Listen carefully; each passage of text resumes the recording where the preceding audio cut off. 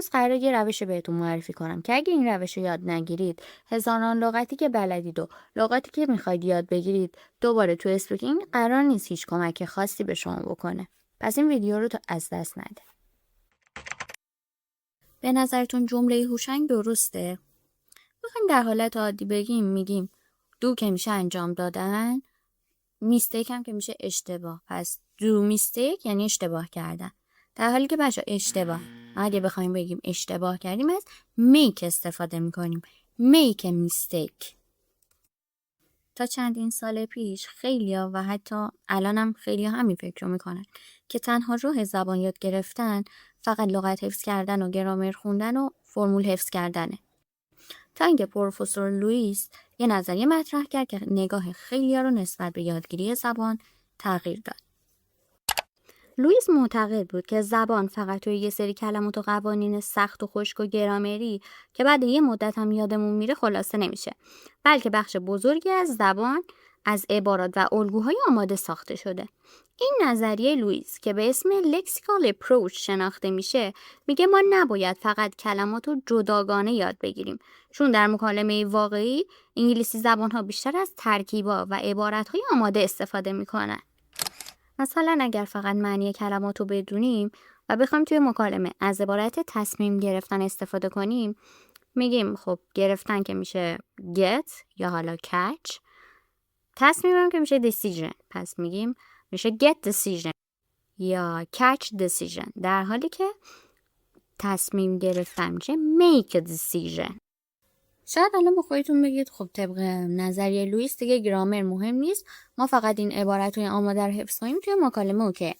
نه بچه، لوئیس نمیگفتش که گرامر بی اهمیته. حرفش این بود که ما نباید زبان رو فقط به چند تا قانون و لیست لغت محدود کنیم. فرض کنید یه نفر 1000 تا لغت بلده، ولی موقع مکالمه باید ذهنش اول دنبال کلمه بگرده، بعد ترجمه کنه، بعد دوباره به زبان انگلیسی برگردونه. چقدر بچه‌ها طول میکشه و نتیجه این کار چی میشه؟ اینکه ما توی مکالمه‌مون مکث زیادی داشته باشیم و هی کلمات بعضیش یادمون بره، بخوایم غلط صحبت کنیم، از عبارت‌های اشتباه استفاده کنیم. در مقابل ممکنه یه نفر تعداد لغات کمتری بلد باشه، ولی به جاش عبارت‌هایی که توی روزمره استفاده میشه رو بلد باشه چند تاشو. این فرد بهتر میتونه نسبت به کسی که فقط لغت بلده و هیچ استفاده توی جمله ازش نمیکنه صحبت کنه. یه لحظه این تصویر رو نگاه کنید. همه این عبارات یه کلمه مشترک دارن، way، ولی معنیش توی هر بخش کاملا متفاوته. اگه شما فقط معنی تحت و لفظی این کلمه رو که به معنی راه، حالا روش هستش رو بلد باشید، همه این عبارات رو قراره اشتباه متوجه بشید. مثلا عبارت by the way رو شما کنار راه ترجمه میکنید، در حالی که معنی راستی میده. و طبق نظریه لوئیس بچه‌ها این تکه و شکل‌های مختلفی که کنار هم قرار میگیرن، بعضیاشون فقط امکان داره دو کلمه‌ای باشن که همیشه با هم میان، بعضیاشون مناسب شروع جمله‌ن، بعضیاشون هم یک اصطلاح آماده یا یه جمله آماده هستن. حالا اصلا از کجا این چانگ‌ها رو پیدا کنیم و چجوری یاد بگیریم؟